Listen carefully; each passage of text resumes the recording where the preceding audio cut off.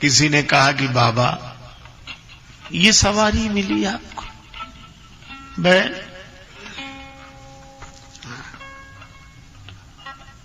क्यों? अरे महाराज, जिनके पास साइकिल होती है वो भी शादी वाले दिन किसी की कार मांग लेते हैं। ये थोड़ा ही कि साइकिल से ही जाएंगे। शंकर जी बोले देखो एक बात है। क्या? हम उन लोगों में नहीं है। क्यों? जो मांग कर वर बनते हैं वे 2 दिन बाद बराबर हो जाते हैं। मांगी हुई चीज तो लौटा नहीं पड़ेगी है? और शंकर जी बोले हम तो बराबर वर रहना चाहते हैं। हम आए उस जगह से जो शमशान है, जहां शान हमेशा समान और सबकी शान समान। और फिर बेचारा बैल भी क्या सोचेगा कि वाह भोले बाबा, रोज के लिए हम थे और मौके पर हम ही बदल दिए गए। हमारा तो ये जो बैल है बस यही बैल, यही ठीक है।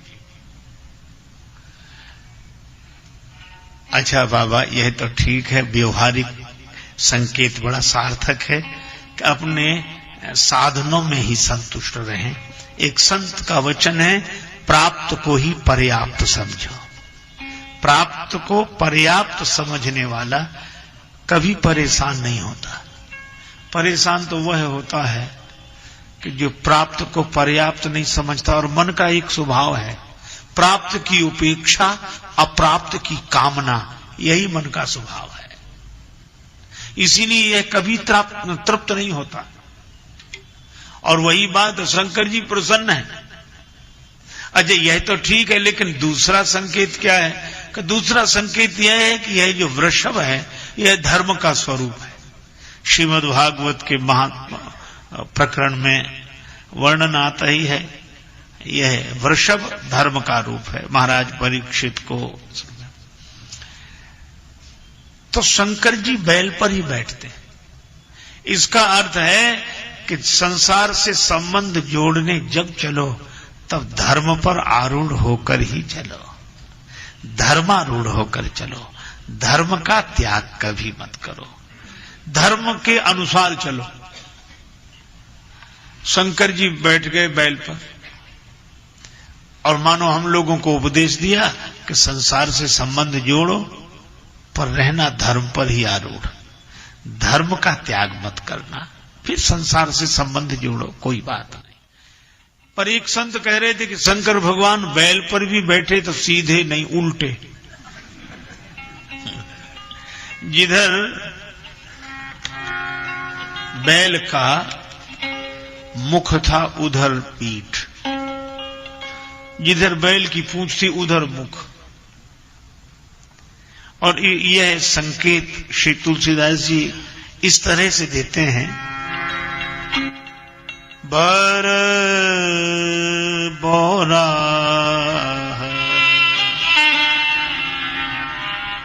बर बोरा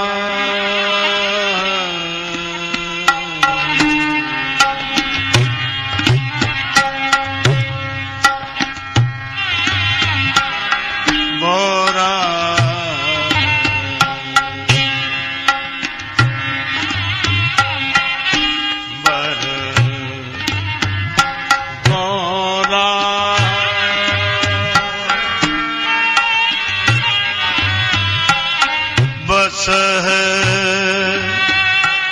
असवारा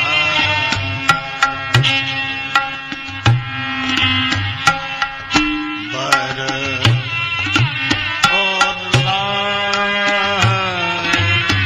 बस असवारा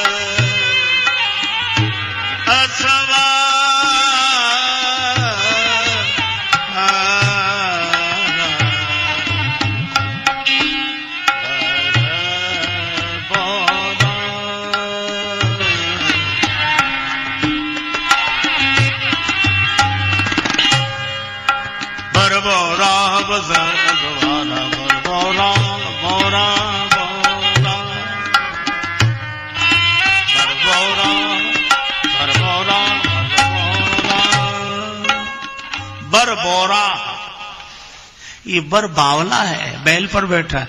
तो बैल पर बैठना होने से थोड़ी कोई बावला होगा। पर व्यंग यह है कि बैल पर भी ठीक बैठना नहीं है, उल्टा बैठे। तो किसी ने शंकर भगवान से कहा कि बैल पर उल्टे बैठे हो, बड़ी लंबी यात्रा है, कैसे पहुंचोगे? शंकर जी बोले हम चाहे जैसे बैठे, चलना तो बैल को है। चलेगा तो वह, हमें थोड़ा ही चलना है। ऐसो तो ठीक है, लेकिन उल्टे क्यों बैठे, उलट कर क्यों बैठे? शंकर जी ने कहा देखो एक बात है। क्या बात यह है, उलटकर बैठने का आशय यह है कि धर्म पर आरूढ़ हुए हैं, तो धर्म से जुड़ने के बाद तो जीवन उलटना ही चाहिए। अगर पहले ही जैसे बने रहे तो धर्म से बैठने का फायदा ही क्या हुआ? उलटना है, हमारा मन उलट जाए, जगत से जगदीश की ओर मुड़ जाए, यही तो धर्म पर बैठकर उलटना है, अपने जीवन को बदलना है। अच्छा यह तो ठीक है। और दूसरा, शंकर जी बोले हमें उलटकर ही बैठने की आदत है। उलटकर बैठना क्या? अंतर्मुखी दशा में रहना ही उलटकर बैठना है। हम लोग जब उलटते हैं तो इधर जाते हैं, पलटते हैं तो इधर आते हैं। उलटकर, उलटकर बैठना है। दिल में दिलदार सही, अखियां उलटी करता है चितइये। चरणदास गुरु कृपा कीनी, उलट गई मोरी नैन पुतरिया। वृत्ति इधर हो गई तो उलट कर बैठ गया, अपने स्वरूप में बैठा हूं। आहा, निजानंद मस्ती में मैं झूमता हूं, कहां कौन कैसा न मैं पूछता हूं। खिले हैं जमाने में गुल रंग बिरंगे, मिसाले भंवर हो के मैं गूंजता हूं। न जीने की इच्छा न मरने की चिंता, कजा से निडर हो के मैं घूमता हूं। पर मिली हैं जिनसे ये बेहद निगाहें, पकड़ उनके कदमों को मैं चूमता हूं। हुआ मुक्त सबसे बड़ी खुश नसीबी, फकीरी खजाने को मैं लूटता हूं। संत कबीरदास जी कहते हैं, बैठे ठाणे परे उताने, कहें कबीर हम वही ठिकाने। इसी को श्री तुलसीदास जी कहते, शंकर सहज स्वरूप सम्हारा। यही उलटकर बैठना। तो ज्ञान की दृष्टि से उलटकर बैठना स्वरूपस्थ होना। धर्म की दृष्टि से उलटकर बैठने का अर्थ जगत से जुड़ी हुई वृत्ति परमात्मा से जुड़ जाए, अनीति से जुड़ा हुआ मन नीति से जुड़ जाए। और भक्ति की दृष्टि से उलटकर बैठने का अर्थ यह है, शंकर जी ने कहा कि बारात में भगवान विष्णु हैं, भगवान विष्णु हैं और भगवान विष्णु के साथ अन्य देवता हैं। हम बैल पर बैठकर सीधे बैठ जाएं, इधर चलें और पीछे आ रहे भगवान, तो भगवान की ओर से पीठ हो जाएगी। तो ऐसा सीधा बैठना किस काम का, भगवान की ओर से पीठ हो जाए। फिर बोले हम उल्टे ही बैठेंगे, जगत की तरफ से भले ही पीठ रहे, भगवान तो दृष्टि में रहे, दृष्टि में भगवान रहे।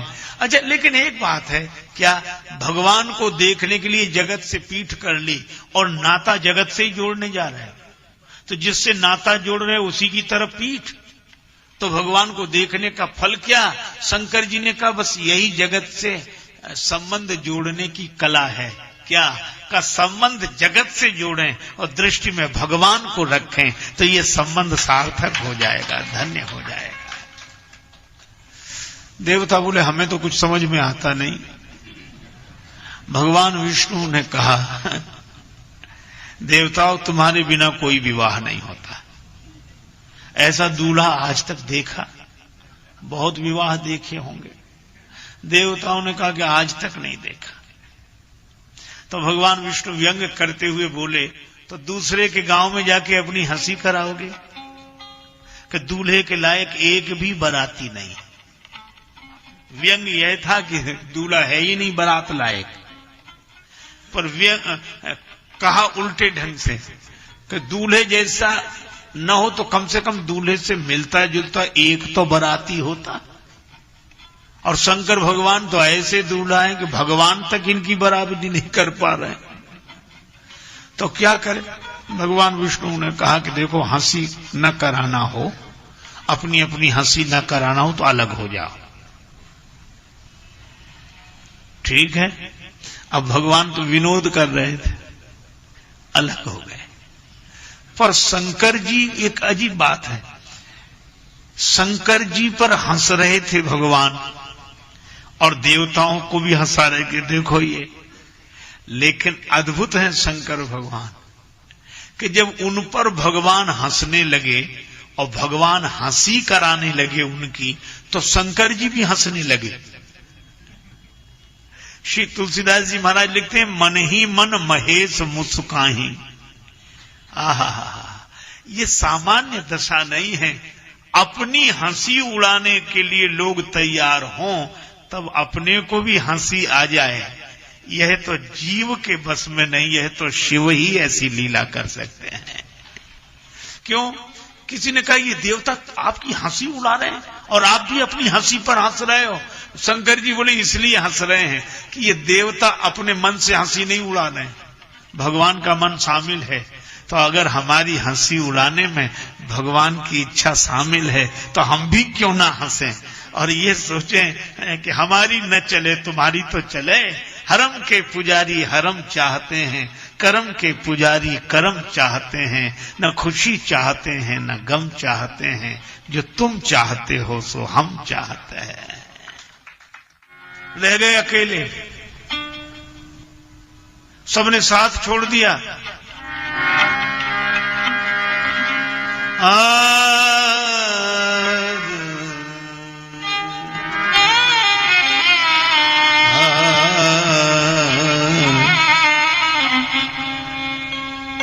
बाराती तो एक भी नहीं बचा, सब देवता अलग हो गए। शंकर जी कोई बोले, कोई बात नहीं, भगवान की अगर यही इच्छा है तो हम अपने बारातियों को बुला लेते हैं। भृंगी प्रेरी सकल गण तेरे,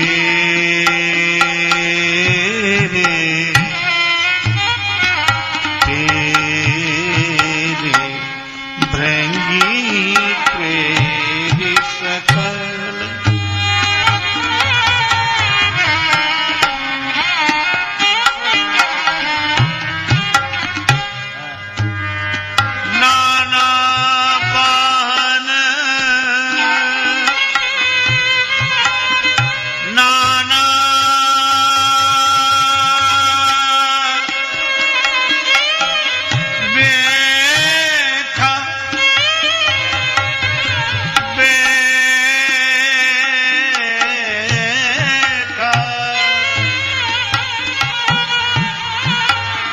से शिव समाज देखा प्रेमी सकल।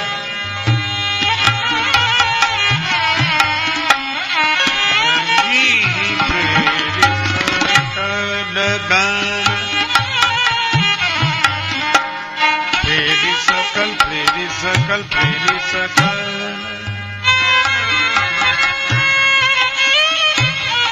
आज्ञा हुई, बुलाओ हमारे जमातियों को। अब शंकर जी के जमाती इकट्ठे हुए। अच्छा, एक बात और है, शंकर जी में और लोगों में एक ही अंतर है। वैसे तो सबके साथ आदमी रह लेता है, पर रिश्तेदारी का मामला है, बारात में छांट छांट के ले जाता है, कौन ले जाने लायक है कि नहीं। और कोई ऐसी वजह उसके, भैया तुम यहीं रहो, तुम तो रह दो, काहे कहो नहीं आप। पर शंकर जी की बात देखो, हम लोग सही सही ढूंढ कर ले जाते हैं और शंकर जी जितने गलत गलत है सबको ढूंढ ढूंढ के लाते हैं। आओ तुम भी चलो।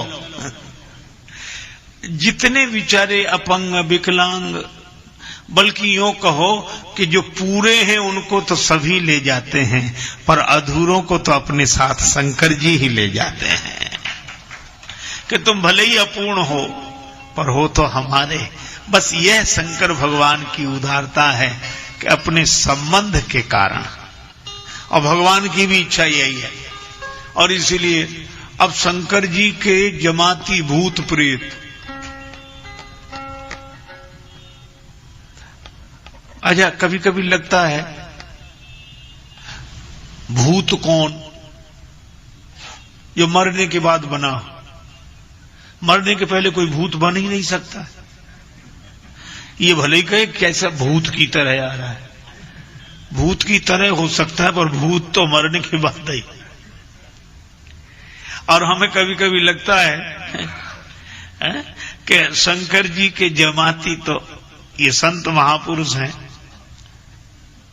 ये मरने के बाद ही बने हैं, बिना मरे बन ही नहीं सकते। अरे मरने की बात जाने तो श्राद्ध तक कर चुके, मर गए। और कितनी अद्भुत बात है, शंकर जी की जमात में तो वही शामिल हो सकता है जिसका अहंकार मर गया हो। जिस कुल जाति जहां जन्म हुआ था वहां से मर गए, और मरने के बाद ही बने, मरते नहीं तो बने ही नहीं सकते थे। अवसर है अनमोल काम कुछ ऐसा कर जा, पाकर गुरु से ज्ञान यार मरने से पहले मर जा। अपने घट में बैठ निरंतर नहीं किसी के घर जा, सीता राम नाम सुमिरन कर भव सागर से तर जा।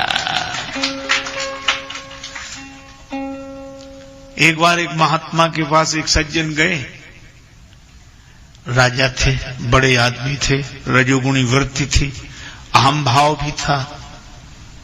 कहने लगे नंबर 1 का सौभाग्य हमें बताओ, क्योंकि मैं इस देश का राजा हूं। नंबर 2 का चाहे जिसे बताना। महात्मा हंसने लगे, कहा कि नंबर 1 का सौभाग्य तो निकल गया है, तुम देर में आए, नंबर 2 का बचा है। राजा बोला नंबर 1 का सौभाग्य क्या था जो निकल गया, और नंबर 2 का जो बचा हो सो बताओ। महात्मा बोले नंबर 1 का सौभाग्य तो यह था कि तुम पैदा ही ना हुए होते। ये नंबर 1 का सौभाग्य कि तुम जन्मे ना होते, जन्म ही ना हुआ होता, नंबर 1 का सौभाग्य। राजा कुछ समझाने और बोले नंबर 2 का? महात्मा बोले जितना जल्दी से जल्दी हो सके मर जाओ। राजा को कुछ समझ में नहीं आया, उठकर चला गया। पर यह अटपट ज्ञान कबीर का झटपट लखा न जाए, जो या को झटपट लखे सब खटपट मिट जाए। और अर्थ यह था कि परम सौभाग्य तो यह था कि यह अहंकार पैदा ही न हुआ होता। दूसरा सौभाग्य यह है कि अहम रह जाए, यह अहम का आकार छूट जाए। चिदानंद रूपः शिवोहम शिवोहम मनोबुद्धि अहंकार चित्तानि नाहम। मस्त राम मुर्दों से बोले हमको कुछ बतलाओगे? मुर्दों में से एक मुर्दा बोला मर जाओ सुख पाओगे। अच्छा, नदी में जब डूबता है जिंदा आदमी डूबता है, मुर्दा कभी डूबता ही नहीं। और हमारे तुलसीदास जी ने तो और अद्भुत संदेश दिया है कि मुर्दा डूबता नहीं, और मुर्दे को कोई बैठ जाए मुर्दे पर तो मुर्दा उसे भी नहीं डूबने देता, पार लगा देता है। तुलसीदास जी ने तो जमुना जी पार ही कर ली मुर्दे पर बैठ के। और कितनी अद्भुत बात है, मुर्दे पर बैठकर जमुना जी पार कर ली तुलसीदास जी ने। और मानो संदेश दिया कि जिसका अहंकार मर गया, अगर उसका आश्रय तुम ले लोगे तो तुम भी भवसागर से पार हो जाओगे। जिसका अहंकार, और जिसका अहंकार मर जाए वही शंकर जी का जमाती। अजय ये आए कैसे? अब तुलसीदास जी बड़ा विचित्र वर्णन करते हैं। को मुखहीन विपुल मुख काहू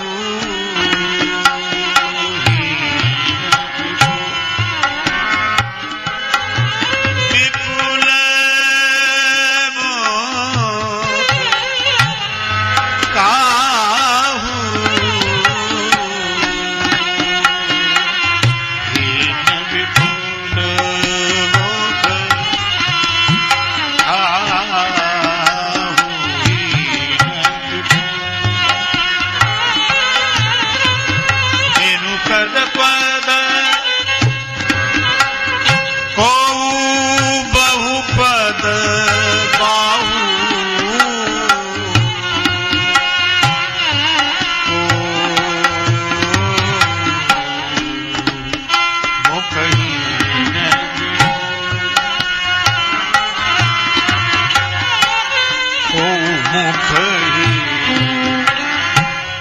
को मुखहीन विपुल, को मुखहीन विपुल, को मुखहीन।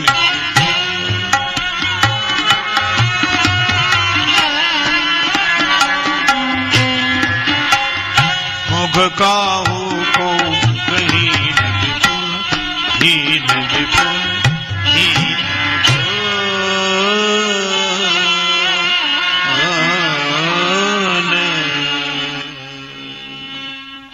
अब शंकर जी के जमाती आए।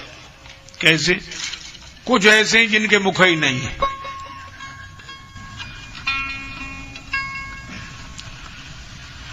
मुख माने मुख्य साफ ही है, इतना इतना हिस्सा ही नहीं, केवल धड़ ही धड़ धड़ाता चला आ रहा है।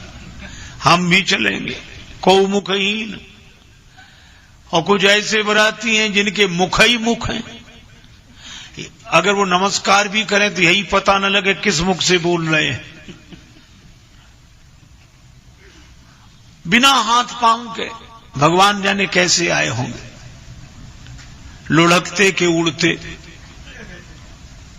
और बहुपद बाहु, किसी के बहुत से भुजाएं, बहुत से पांव। भूत प्रेत तो ऐसे होंगे, पर तुलसीदास जी रहस्यात्मक संकेत यह करते हैं कि हमारे साधुओं में भी ऐसे ऐसे लोग हुए हैं। मुखहीन का अर्थ जो मौन है, मौन है। क्या कहें, का कहिए कहते न बने कछु, जो कहिए कहते ही लजाइए। मौन हो गए, उसको समझा जा सकता है, कहा नहीं जा सकता, वह वाणी का विषय नहीं है। हम कैसे कहें? कबीरदास जी कहते हैं मन मस्त हुआ तब क्या बोले, हीरा पायो गांठ गठियायो, बार बार बाकू क्यों खोले। क्या खोले? मन मस्त हुआ तब क्या बोले। ये मौन है, यही बिना मुख के है, को मुखहीन। और विपुल मुख काहू कौन? जिनके एक मुख से अनेक मुखों की वाणी निकले। आप महापुरुषों के व्याख्यान सुनते हैं, व्यास जी ने यह कहा, सुखदेव जी ने यह कहा, वाल्मीकि जी ने यह कहा, तुलसीदास जी ने यह कहा, शंकराचार्य जी ने यह कहा, श्री रामानुजाचार्य जी ने यह कहा, श्री वल्लभाचार्य जी ने यह कहा, और उन संत ने यह कहा, उन गुरुदेव ने यह कहा। एक मुख से अनेक मुखों की वाणी निकल रही है, ये विपुल मुख काहू। को मुखहीन कोई है जो अपनी उपस्थिति से ही उपदेश दे रहे हैं, वे मौन हैं। और कोई ऐसे हैं जो अनेक मुखों की वाणी एक मुख से सुना रहे, विपुल मुख काहू। और बिनु कर पद, बिना हाथ पांव के कौन? जिनका देहाभिमान गलित हो गया। हमारे न हाथ हैं न पांव हैं, क्योंकि हम शरीर नहीं हैं, शरीर में हैं, पर शरीर देह हम भी नहीं, देह तुम भी नहीं, देह हम भी नहीं, देह तुम भी नहीं, देह में हम भी हैं, देह में तुम भी हो। देह देह हम भी नहीं, देह तुम भी नहीं, देह में हम भी हैं, देह में तुम भी हो। देह तो गेह है यात्रियों के लिए, गेह में हम भी हैं, गेह में तुम भी हो। तुम समझते स्वयं को देह अभिमान से, तुम स्वयं को समझते देह अभिमान से, हम स्वयं को समझते हैं गुरु ज्ञान से। तुम अहम में टिके हम स्वयं में टिके। रुकते तुम भी तो हो, रुकते हम भी तो हैं। तुमको दुर्जन मिले, हमको सज्जन मिले। तुम विषयी बने, हम विरागी बने। चाम से तुम जुड़े, राम से हम जुड़े। नेह में तुम भी हो, नेह में हम भी हैं। तुम समझते हो सब कुछ है इंसान का, हम समझते हैं सब कुछ है भगवान का। बल जगत का तुम्हें, हमको जगदीश का। फूलते तुम भी हो, फूलते हम भी हैं। देह तुम भी नहीं, देह हम भी नहीं। एक संतों से सुना हुआ वाक्य सभी जानते हैं। देह को मैं मानना सबसे बड़ा यह पाप है। सब पाप इसके पुत्र हैं, यह पाप का भी बाप है। अब भोले बाबा वेदांत छंदावली में संत श्री भोले बाबा जी महाराज हरिद्वार, ऐसी विरल विभूति सरल हिंदी के पद्यों में वेदांत के उन वाक्यों का भावानुवाद बहुत है। ये देहाभिमान जिनका गल गया, वे देह नहीं है, तो जब वे शरीर ही नहीं है तो हाथ पांव उनके कैसे हुए? न हाथ उनका न पांव उनका। यही बिनु कर पद, ये शंकर जी के जमाती हैं जो बिना हाथ पांव के हैं। क्योंकि जिसके हाथ पांव हैं वो है नहीं वो, और वो हो नहीं सकते जिसके हाथ पांव हैं। तो जब वे वो नहीं हो सकते जिसके हाथ पांव हैं, तो हाथ पांव उनके कैसे हो सकते हैं? ये बिनु कर पद। लेकिन बहुपद बाहु, बहुत से हाथ बहुत से पांव। स्वामी श्री विवेकानंद जी का व्याख्यान हुआ। उन दिनों श्री स्वामी राम तीर्थ जी प्रोफेसर तीर्थ राम थे। उनका 3 दिन व्याख्यान सुना उन्होंने जी। और स्वामी विवेकानंद जी को बुलाया भी उन्होंने, आयोजन भी उन्होंने कराया।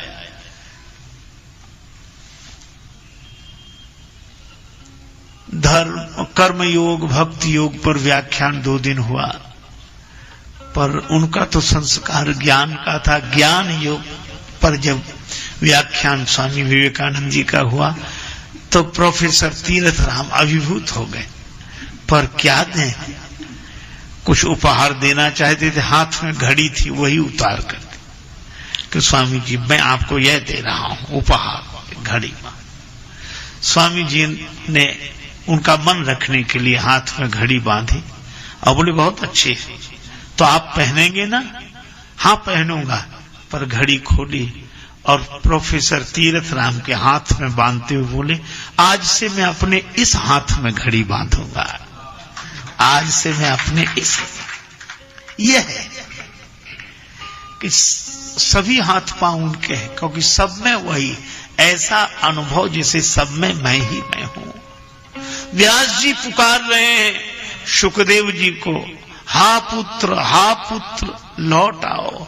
यम प्रव्रजंत मनपीत मपीत कृत्यम द्वयपायनो विरह कातर आजुहावो। पुत्रे सि तन्मयतया तरवो विने दुस्तम सर्वभूत हृदयम मुनि मानतोस्मि। जिनकी ओर से वृक्ष उत्तर देते हो, मानो सब में उनकी सत्ता है। इसी तरह जो सब में अपनी सत्ता का आत्मवत सर्वभूतेषु ही नहीं, उनको लगता है सब में मैं ही हूं। यही बहुपद बाहु, बहुत से हाथ उनके, बहुत से पांव उनके। यह शंकर जी की जमात। और कितना अद्भुत संकेत है कि सदगुरु का वह स्वरूप है उस परमात्म सत्ता से अभिन्नता, तो उनके जमाती भी ऐसे ही होंगे जो देह भाव से ऊपर उठ गए हैं। अब ये शंकर जी की विलक्षण बारात, अब यह तो अंतरंग रहस्य है, लेकिन बाहर का रंग रूप भी तो देखो। नाचहि गावहि गीत गीत,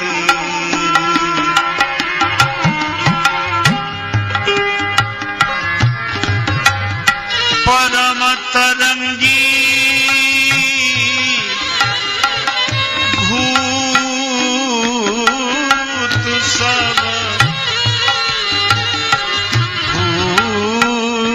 सब बोलहि अति विपरीत,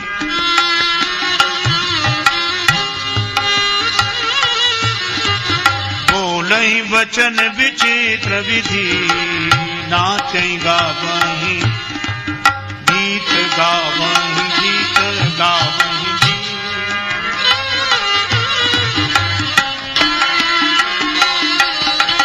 नाचहि गावहि गीत परम तरंगी भूत गावहि।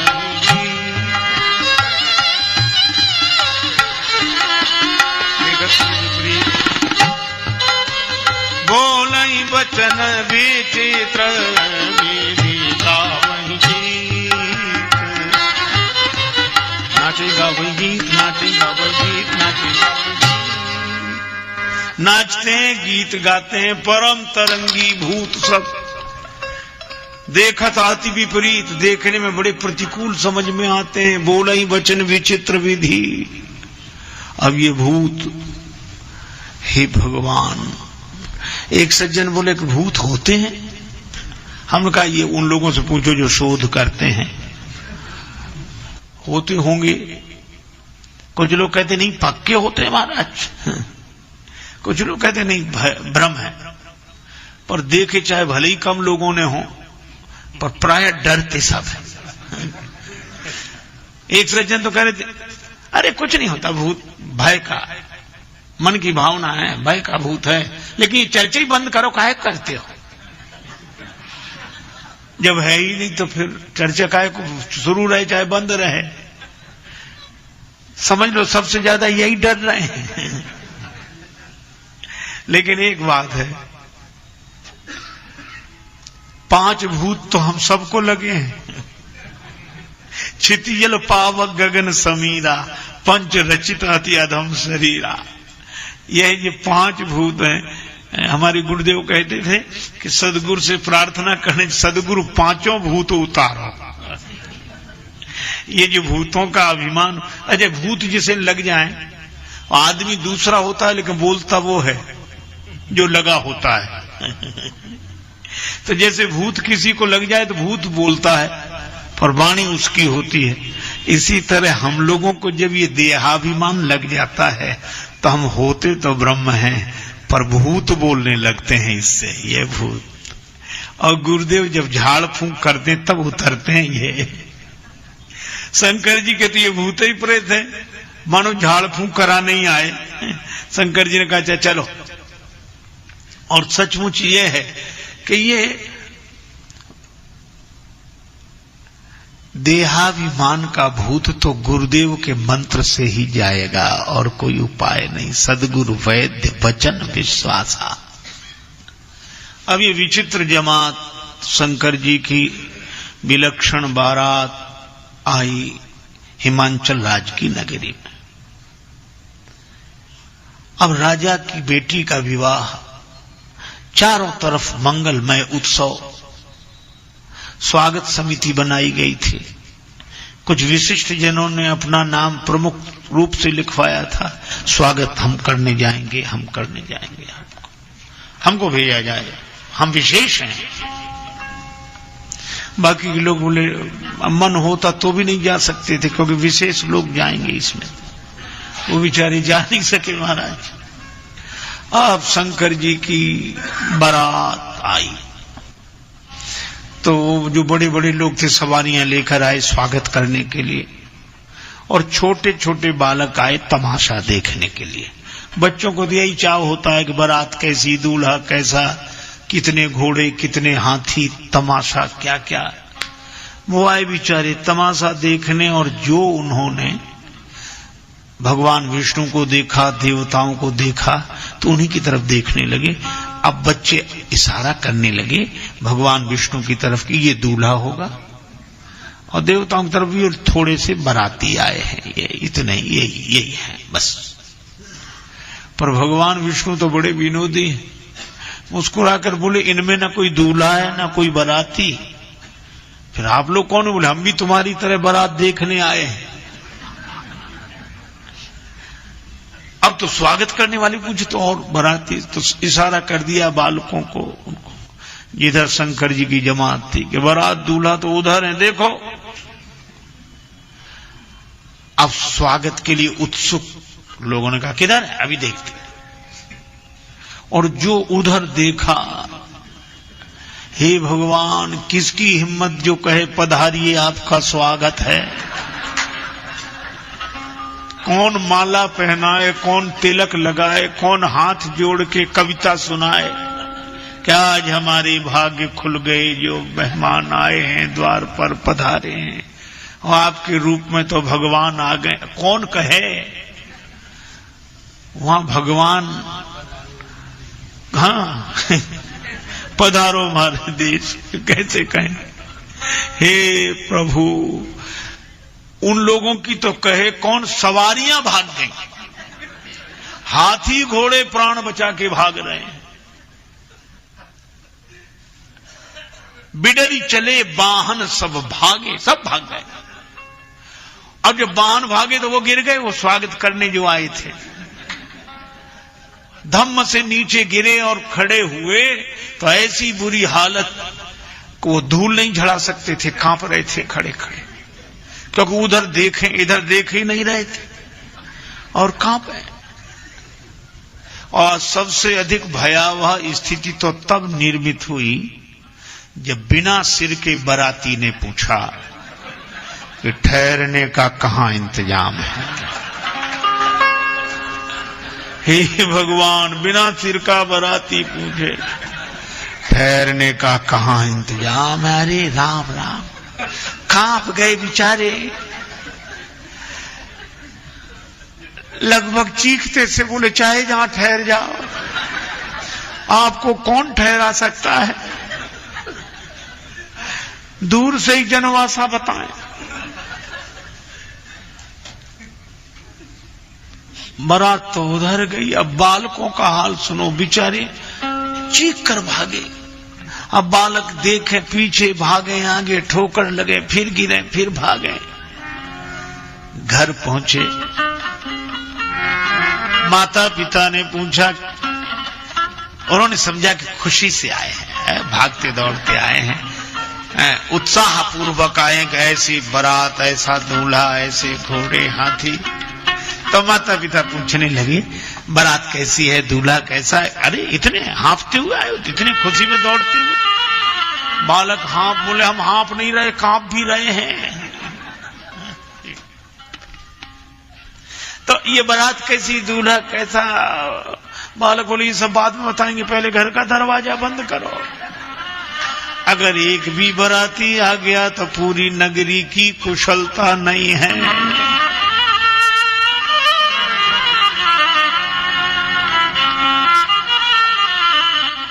एक संत का लिखा हुआ पद है, अरे बाप रे बाप, विकट विकट भूत प्रेत, विकट विकट सांप। अरे बाप रे बाप, विकट विकट भूत प्रेत, विकट विकट सांप।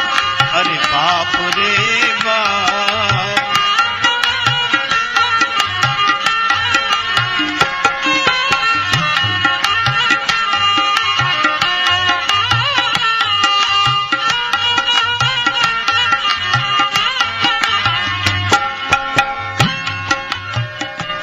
अरे बाप रे बाप,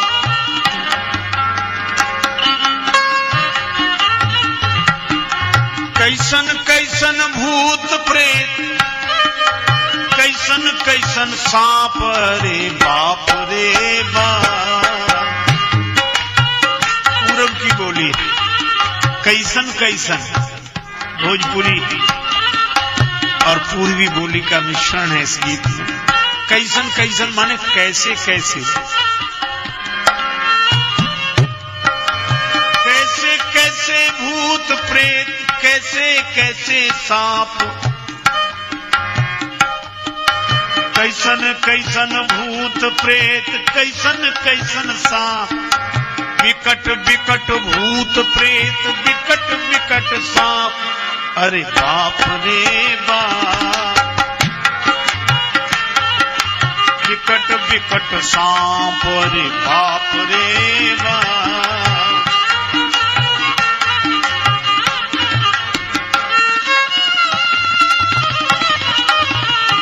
बालक डर से कांप रहे थे, माता पिता की गोदी में गिर गए। मां ने अपनी गोद में बिठा लिया बालक को, साड़ी का आंचल मुख पर डाल दिया। डर नहीं बेटा, लग जा। क्या बात क्या बात। माई बाबू बूझे लगिलन,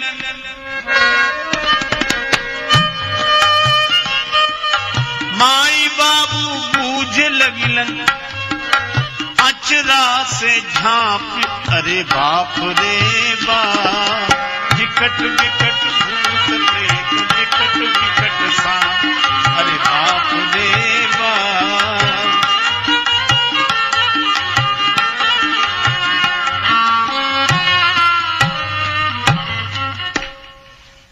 हाँ, भूत प्रेतों का वर्णन है।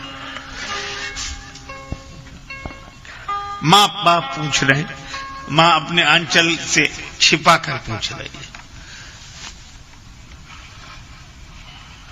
भोजपुरी भाषा के बड़े रस सिद्ध भक्त कवि थे ये संत, बड़ा सुंदर वर्णन किया।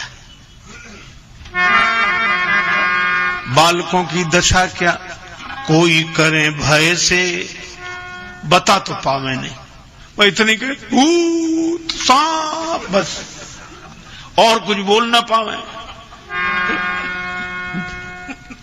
डर के मारे ऐसी हालत। कोई करे भय से, विलाप और प्रलाप, कोई करे भय से विलाप और प्रलाप। और कोई कोई बाल, कोई करे आंख मूंद, कोई करे आंख मूंद, राम नाम जाप, रे बाप रे बाप।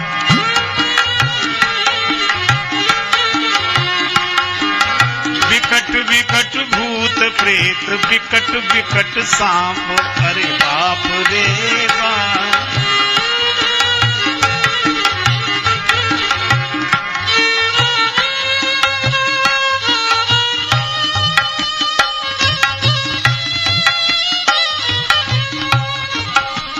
बाप रे बाप, विकट विकट भूत प्रेत।